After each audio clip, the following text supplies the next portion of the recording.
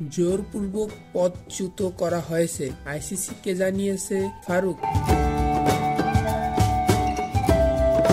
Bangladesh cricket বোর্ডের সভাপতি ফারুক আহমেদ বলেছে, আমি যে অন্যায়ের শিকার, আমাকে যে জোরপূর্বক পদচ্যুত করা হয়েছে, আমি আনচ্যালেঞ্জড যেতে দেব না, ফাইট করে যাব, শেষ মুহূর্ত পর্যন্ত দেখব।